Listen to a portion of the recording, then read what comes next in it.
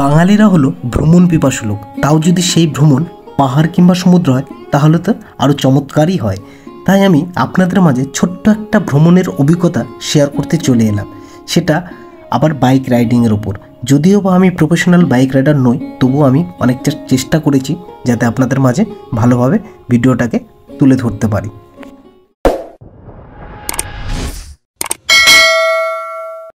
আমাদের জার্নিটা শুরু হয়েছিল গাজল থেকে। তো আমরা এখন আছি কদুবাড়ির লাইনে। তো আমরা এখন এখান থেকে উঠবো কদুবাড়িতে, তারপরের দিন আমরা যাব শিলিগুড়ি, তারপরে শিলিগুড়ি থেকে ওইখান থেকে যাবো আমরা গরুবাথান।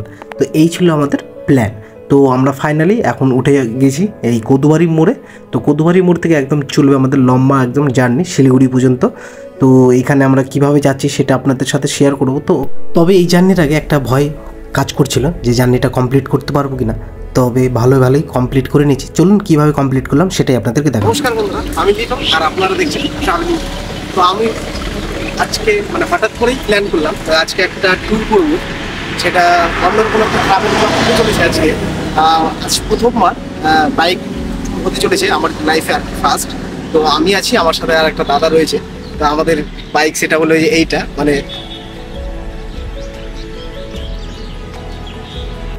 যেহেতু আমি প্রফেশনাল মোটো ব্লগার নই, যতটা পারবো আমি ততটা দেখানোর চেষ্টা করবো। আপনারা অবশ্যই শেষ পর্যন্ত দেখবেন। মোটামুটি অনেকটা রাস্তায় কভার করবো আজকে। সত্যি লাইফের এমন একটা এক্সপিরিয়েন্স হতে চলেছে, সেটা কখনো হয়নি। গ্ল্যামার বাইক, সুপার বাইক নয়, নর্মাল একটা বাইক নিয়ে আমরা ট্যুর করছি। আর সত্যি দেখা যাক, আমার লাইফে একটা নতুন ধরনের অভিজ্ঞতা, সেটা আপনাদের সাথে শেয়ার করছি র্যান্ডমলি। আমার সাথে দাদা রয়েছে, দাদাকে দেখিয়ে দিচ্ছি। প্রথমে আমরা ঢুকে যাব পেট্রোল পাম্পে, কারণ আমাদের বাইকটাকে তেল ফুল করে নিতে হবে। কারণ আমরা জানি না কতটা ঠিক তেল লাগবে। দাদা অনেক দিন আগে গিয়েছিল, ওর মনে নেই সেই রকমভাবে। তো ফাইনালি আমরা পাম্পে ঢুকে আমাদের ট্যাঙ্কিটাকে ফুল করে নিলাম, মোটামুটি যতটা ধরে নিলাম। তো তারপরের দিন আমরা বেরিয়ে গেলাম। তো এই জার্নিটায় আমি কিন্তু ভীষণই এক্সাইটেড ছিলাম, কারণ আমার লাইফে এরকম একটা এত বড় জার্নি প্রথম হতে চলেছে। আর প্রথম অভিজ্ঞতা সেটা যেরকমই থাক, আমার তো অন্যরকমই লাগে।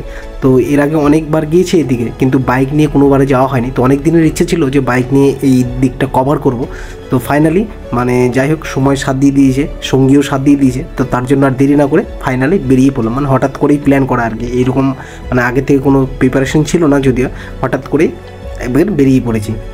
সবচাইতে বড় কথা হলো, আমার সাথে যে রয়েছে তার ওয়েট হচ্ছে 120 কিলোর মতো প্রায়, আর আমার ওয়েট ছিল প্রায় 75 কিলোর মতো। মোটামুটি ধরে নেন 2 কুইন্টালের মতোই প্রায় এই বাইক লোড নিবে আর কি এই পাহাড়ি রাস্তায়। তো এখন শিলিগুড়ি পর্যন্ত আমাদের তো কোনো প্রবলেম হওয়ার কথা নয়, তো যতটা আমি জানি।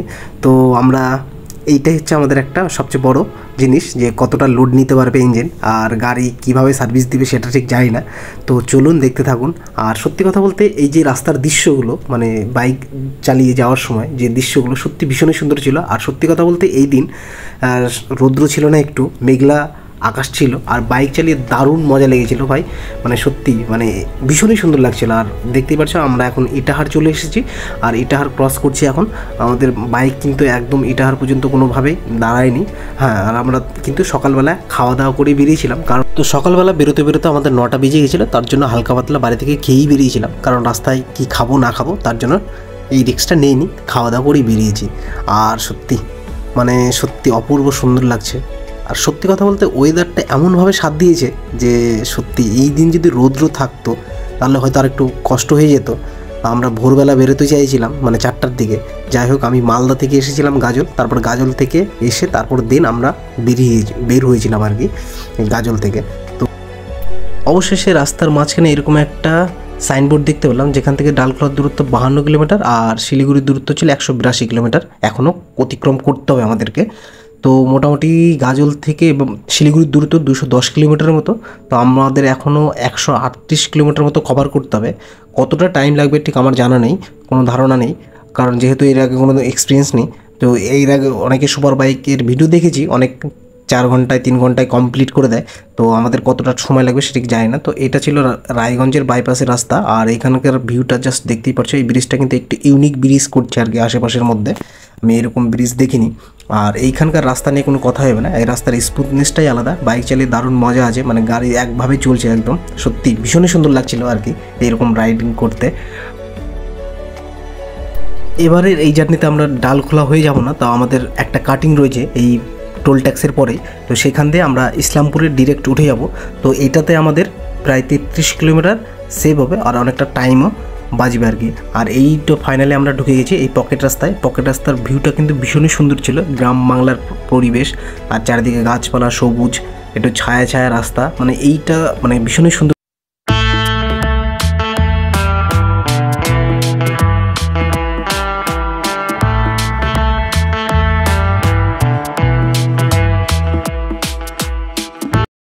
এই রাস্তার ভিউটা কিন্তু ভীষণই সুন্দর ছিল, তবে একটা লেন বলে এই রাস্তা দিয়ে গাড়ি চালানো একটু সমস্যা রয়েছে, কারণ গাড়ি ব্রেক করে চালাতে হবে আর অনেক বাম্পারও রয়েছে মাঝে মাঝে।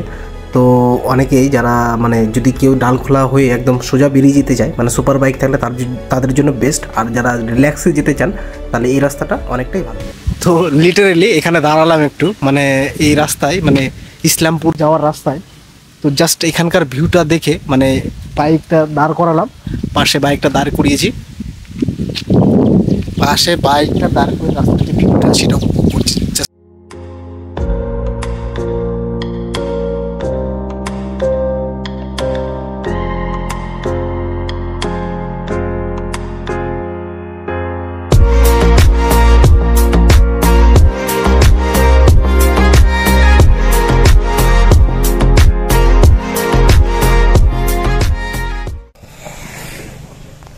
তো ফাইনালি এখানে অনেকটা ফটোশ্যুট করলাম, একটি ভিডিও করলাম, দেন আবার এখান থেকে বের হচ্ছে। তো এইখান থেকে ডিরেক্ট সোজা গিয়ে উঠবো ইসলামপুরে, চলুন দেখতে থাকুন। সো ফাইনালি আমরা পকেট রাস্তাটা কমপ্লিট করেই দিলাম। তো পকেট রাস্তা কমপ্লিট করে আমরা উঠে গেলাম NH-31-এ। তো এইখান থেকে ডিরেক্ট এবার সোজা চলবো আমাদের শিলিগুড়ি গাড়ি। তো এই দিকের রাস্তার ভিউটা জাস্ট দেখতেই পাচ্ছ। এইখানকার রাস্তাটা একটু খারাপ হয়ে আছে, যেহেতু এখানকার গাড়ি চলাচল প্রচণ্ড রয়েছে, আর তবে আস্তে আস্তে কিন্তু এই চারিদিকের গাছপালা সবুজ আস্তে আস্তে কিন্তু মনটা আকৃষ্ট করছে আস্তে আস্তে। তো আমরা পাম্পে দাঁড়িয়ে আমাদের কিছু বেসিক কাজ করে নিলাম, একটু চোখ মুখে জল নিয়ে নিলাম, একটু টয়লেট করে নিলাম, এখানে এসে একটু দাঁড়ালাম, গাড়িটা একটু রেস্ট করছি আর কি, রেস্ট করাচ্ছি। এই হচ্ছে পাম্পের ভিউ আমাদের, এটা একদম ইসলামপুর ক্রস করেই পেলাম। ইসলামপুর পর্যন্ত আমাদের বাইক কিন্তু টানা চলেছে। তো মিডলে দাঁড়িয়েছিলাম, সেরকমভাবে দাঁড়ানো হয়নি, ওই 5-10 মিনিট করে দাঁড়ানো হয়েছে। তো আমরা ফাইনালি একটু পাম্পে ঢুকে নিজেদের একটু বাথরুম করে নিয়ে নিলাম আর একটু জল টল খেয়ে নিলাম। তার চোখে ঘুম পাচ্ছিল আর ওয়েদারটা একটু ঠান্ডা ছিল, ঘুমও পাচ্ছিল, তার জন্য আরও বিশেষ করে দাঁড়িয়ে চোখে মুখে জল নিয়ে বাইকটাকে একটু রেস্ট দিয়ে তারপর দেন আবার বেরিয়ে পড়লাম। তো লিটারেলি একটা জায়গা থেকে ভালো লাগলো, তার জন্য দাঁড়ালাম ঠিক এরকম জায়গায় রাস্তার সাইডে। আর জাস্ট এই দিকের ব্যাকগ্রাউন্ড জাস্ট দেখেন, আর এই দিকের ব্যাকগ্রাউন্ডটা জাস্ট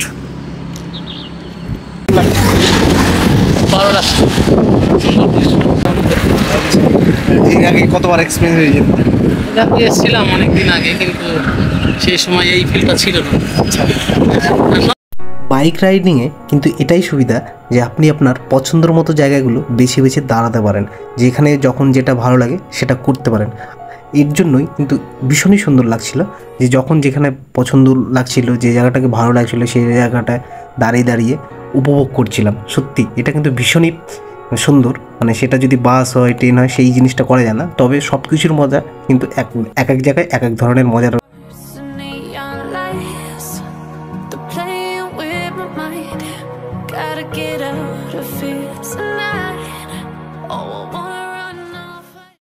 মানে আমরা এখানে একটু দাঁড়ালাম, এরকম একটা লোকেশন, ঠিক অপোজিটে একটা আনারসের জুস বিক্রি করছিল। তো ওইখানে গিয়ে মানে জুসটা খেয়ে নিলাম। ওটা ভিডিও করতেই ভুলে গেছি, আমাদের 35 টাকা করে গ্লাস নিল, বেশ ভালো লাগলো আর কি জুসটা খেয়ে। মানে এদিকে এসে ভাবছিলাম যে একটা জুস খাবো, ফাইনালি ওটা খেয়ে নিলাম।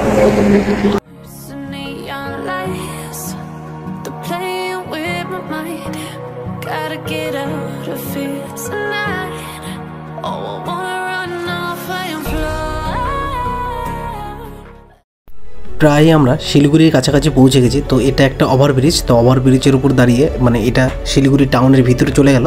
আর তো এটা দিয়ে সামনের দিকে যাব আমরা। আমাদের গন্তব্যস্থল হলো আজকে ভালোবাসা মোড় শিলিগুড়ি। তো ওইখানে স্টে করবো আজ। তো ওইখানে স্টে করে তারপর দেন কালকে আবার বেরোবো। তো একদিনে আমরা ঝুঁকিটা নিতে চাইনি, তো যেহেতু আমাদের সুবিধা রয়েছে, তো দিদি বাড়ি আছে সেখানে একদিন স্টে করব, তারপর দিন আবার বেরোবো।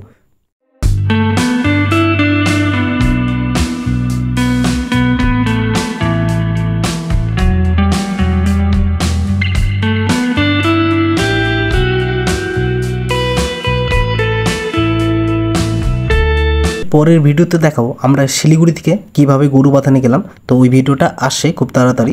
আর ফাইনালি আমাদের যে গন্তব্যস্থল যে ভালোবাসা মোড় সেখানে পৌঁছে গেছি। তো আমরা এখন একটা মিষ্টির দোকান আছি, তো মিষ্টির দোকান থেকে মিষ্টি কেনাকাটা করছি। তো এইটার হচ্ছে শিলিগুড়ি ভালোবাসা মোড়। তো এটাই আমার প্রথম আসা আর কি এই মোড়টাতে। তো ফাইনালি এই ঢুকে যাব দিদি বাড়ি। তো এই সামনেই রয়েছে দিদি বাড়ি। তো এখানে ভিডিওটা শেষ করছি। ভিডিওটা যদি ভালো লেগে থাকে অবশ্যই লাইক শেয়ার কমেন্ট করে জানাবে। আর যদি চ্যানেলটিকে সাবস্ক্রাইব করে না থাকেন অবশ্যই চ্যানেলটিকে সাবস্ক্রাইব করে দেবেন। এই